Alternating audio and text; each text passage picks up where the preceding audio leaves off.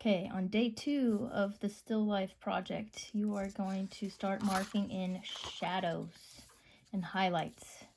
So when I look on my picture here, I have a shadow on the table. Kind of comes out here, it's a little rounded and comes back around. I have another shadow on the table here. And I notice the shadow of my coffee cup right about here. There's a shadow inside here, right? You can see, so I'm gonna kind of mimic that edge here. I also see a dark kind of shadow right here on the coffee cup. Mark that in, and then inside here too. Okay, so the hard part first is just marking in the darks. So here's my shadow. Kind of shade that in. I do notice it's darker right up against that fruit, so you want to go super dark. Now I'm pushing hard here.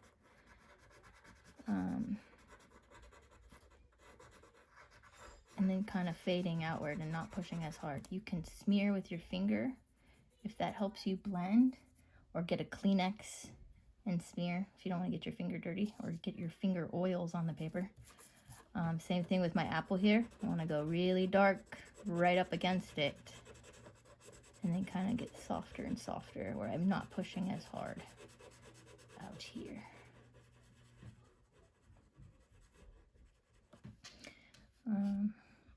Real dark here in this corner.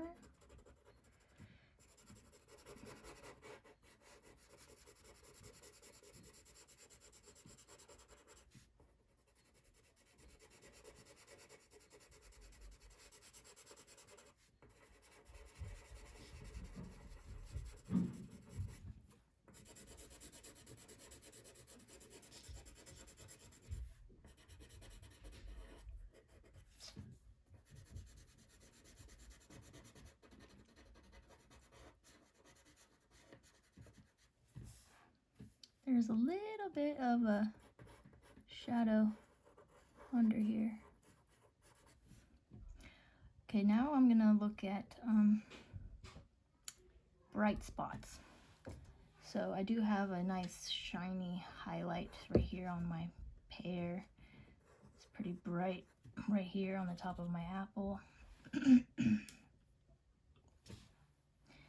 The top of my cup is rather bright, and also this edge here. So I'm gonna leave this pretty bright with the light is shining on it.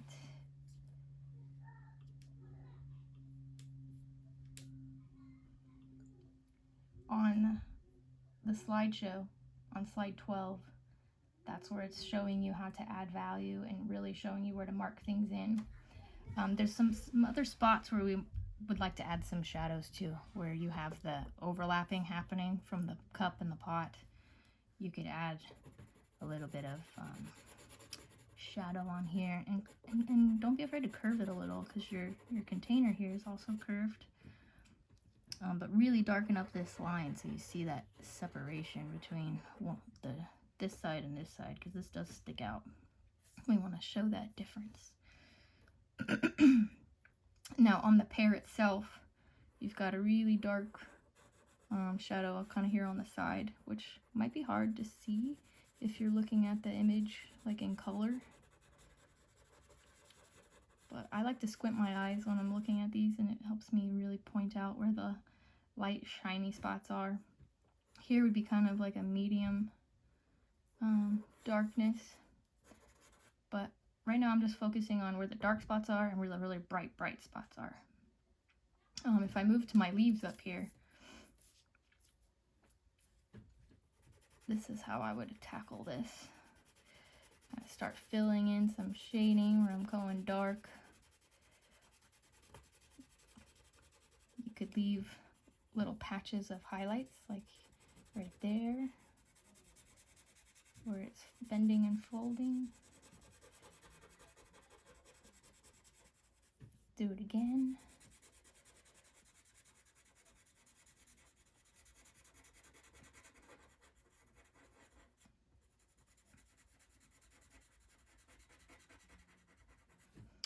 The one in the back, I didn't add these little edges here, but definitely could add that detail.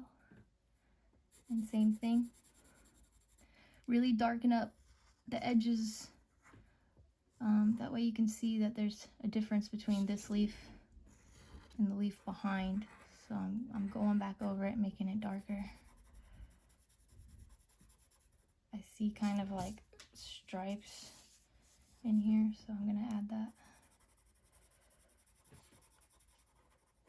But slide 12 will really help you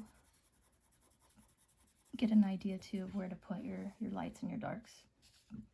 This one in the back, all I see is this bright yellow, and then the rest you could just leave it gray and fill that in here. Any smoothing you want to do and blending with your finger, we want that nice smooth gray. But keep going. Look at slide 12. It'll really help you.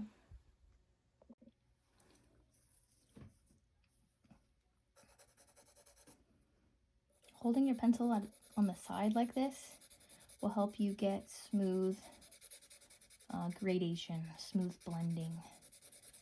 It's hard to get smooth coloring when you're coloring like this, so always have a nice sharp pencil and do it smooth. And now I'm kind of going softer and softer.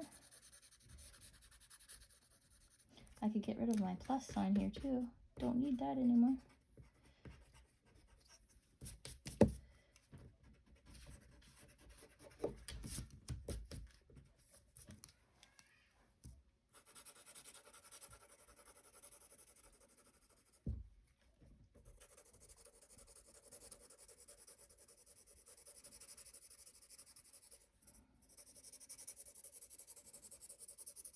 So it's okay if it kind of looks like scratchy. You see the pencil marks, the strokes where I've gone, because I'm going to show you how to blend some of that away. As long as you've like colored sideways like this, then you can blend a lot of that away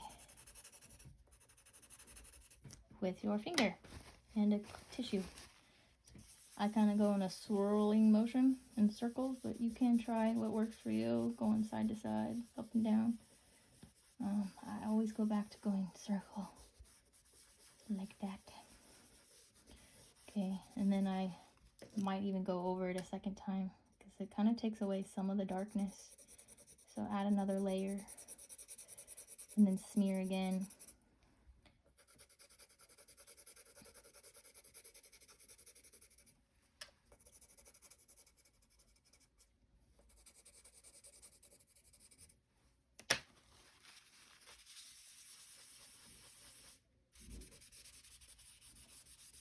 If you don't want to smear, then the other option would just be to make several layers, layer upon layer of light shading. But smearing's a little quicker and gets nice results when you use a Kleenex or toilet paper, something soft.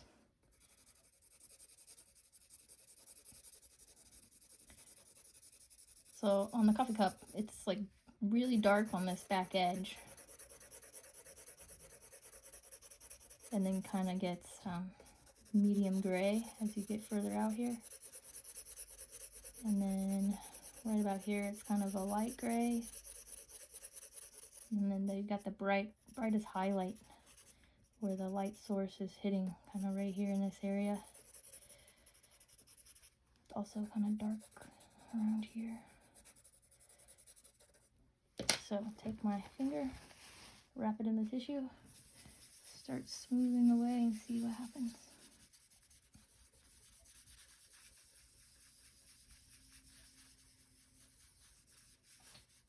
So it looks real nice. Go back over and darken the edges of things. If they get kind of rubbed away and they're not as visible anymore, you gotta bring it back out. I should still add some more darkness here too. And I added a shadow behind my pear, so it's pretty dark right here.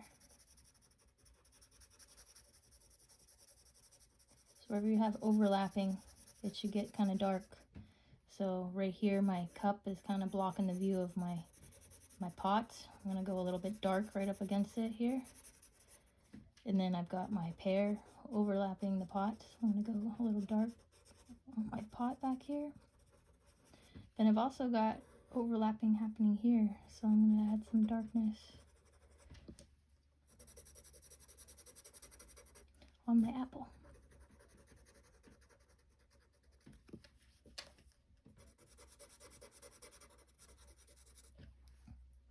And when you're shading on an object that's round like this, you kind of want to do your coloring in a round motion too. Like if you were to follow the edges of this surface, it's curving. So it might look really weird if you start coloring just straight up and down vertically. It's not gonna look as nice than if you hug the curves. Same thing with like the pear. Hug these curves that you see. So I'm shading kind of in this direction and then kind of changing my flow and going in this direction.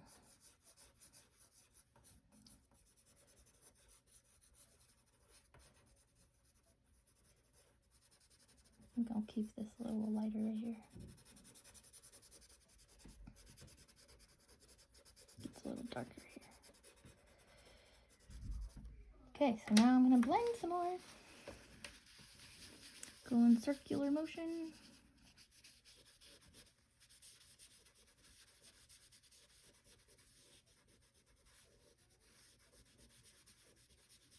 I didn't blend this yet.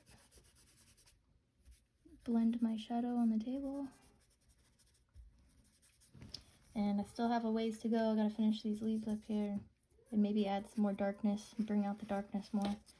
This could go a lot darker. But look at slide 12 in the slideshow and slide 13 and 14. They'll really help you.